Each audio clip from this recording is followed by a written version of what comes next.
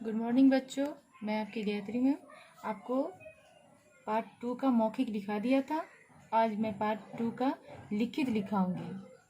पाठ का नाम था हम मिलकर रहें। निम्नलिखित प्रश्नों के उत्तर दीजिए। इनमें जो प्रश्न है आपके दीर्घोत्तरीय हैं और दीर्घोत्तरीय प्रश्नों के उत्तर थोड़े बड़े होते हैं, इसके लिए आप लोग घबराइएगा नहीं। ध्यान से 102 बार पढ़ोगे तो आप लोग को याद हो जाएगा। ठीक है, मैं इसे पढ़ देती हूँ, आप लोग इसे समझने की कोशिश कीजिए और इसे फेयर भी कर लीजिएगा।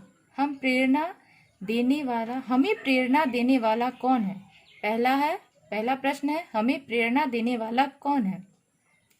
तो मैंने उसमें भी आप लोगों को समझाया था कि उत्तर में ऋग्वेद के 10वें मंडल का अंतिम सूक्त था संगच्छाधम संवादधम सबो मानसी जन तमा। यानी इसमें बताया ही गया था कि जो संगठन में रहते हैं, जो मिलके रहते हैं, जो साथ रहते हैं, जो मिलकर बोलकर, यहाँ पे लिखा भी वही है। मंत्र में बहुत मनोवैज्ञानिक ढंग से उपदेश दिया है कि हमारा चलना दिखाई देता है, बोलना सुनाई देता है, पर इन सब का आधार मन है जो दिखाई नहीं देता, पर बोलने व चलने की प्रेरणा देने वाला वही है।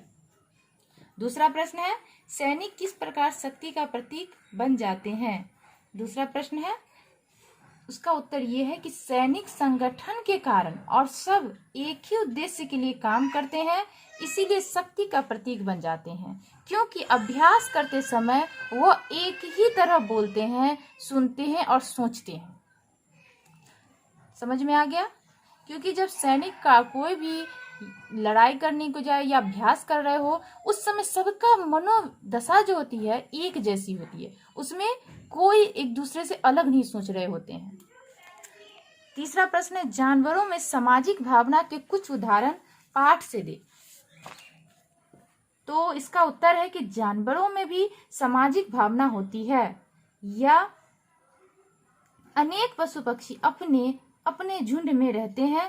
झुंड के अपने कुछ नियम भी होते हैं, सभी एक दूसरे की सहायता भी करते हैं। अगर पक्षी या किसी जानवर के आवास के पास कोई हिंसक जीव आ जाते हैं तो वह अपनी आवाज के द्वारा उन्हें सतर्क करते हैं और मुकाबला करने को संगठित होते हैं।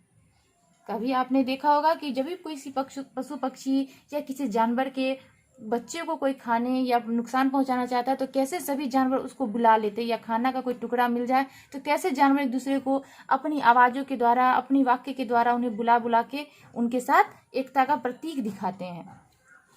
मानव समाज और मशीन के में क्या समानता दिखाई गई है? कहा गया मानव समाज और मशीन में क्या समानता दिखाई गई। मैंने इस पॉइंट को भी मैंने आपको जब निबंध पढ़ा रही थी तो उसमें मैंने विस्तार से समझाया था।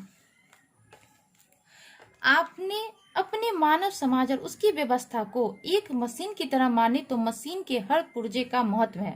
सब पुर्जे ठीक से अपना अपना काम कर रहे हैं तो मशीन ठीक से चलती रहती है। यदि कोई एक छोटा सा पुर्जा भी काम न करे तो मशीन रुक जाती है। इसी तरह मानव समाज ठीक से चलता रहे, मिलकर काम करे, इसके लिए ईश्वर का आदेश है कि मिलकर चलो, मिलकर बोलो और एक ही तरह सोचो ताकि लक्ष्य की प्राप्ति हो सके।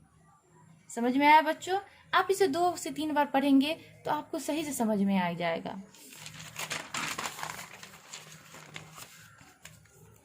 और इसका 5वां प्रश्न है कि मिलकर चलने के लिए क्या छोड़ना अनिवार्य है? मिलकर चलने के लिए क्या छोड़ना अनिवार्य है? तो उसका उत्तर है कि मिलकर चलने की प्रक्रिया में मनुष्य को अपना स्वार्थ छोड़ना होगा, घमंड छोड़ना होगा, क्योंकि ये विरोधी विचार हैं, नकारात्मक चिंतन को उपजाते हैं। हम सभी दीवार के पत्थर नहीं बन सकते, किसी को नींव का पत्थर भी बनना है। यानी नींव, यहाँ पर ये जो 2 पॉइंट है मैंने उसमें भी अच्छे से डील किया था, उसमें भी आपको मैं फिर से बता देती हूँ कि नींव का पत्थर जो हम कोई चीज जब बनाते हैं तो उसका बेस बनाना बहुत जरूरी होता है, और वो बेस जब अच्छी तरीका से तैयार होता है तो उस पर बड़ा सा बड़ा बिल्डिंग भी आराम से खड़ा हो जाता है, बड़ा सा बड़ा चीज भी आराम से उस पर बनाया जा सकता है। इसी की तरह यह नींव के पत्थर की बात कही गई है, यानी कि हमें हमेशा समाज में सही रूप से अपने नैतिकता के अनुसार जीना चाहिए।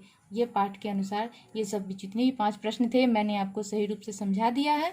और अगर आप लोग को किसी प्रकार की परेशानी हो तो आप कमेंट के जरिए कह सकते हैं, मैं कोशिश करूँगी कि आपको उसका जवाब दूँ। और ठीक है बच्चों, आप इसे फेयर कर लेना, सही से पढ़ना, 2 से 3 बार पढ़ोगे याद हो जाएगी। ठीक है बच्चों, टेक केयर, अपना ख्याल रखना।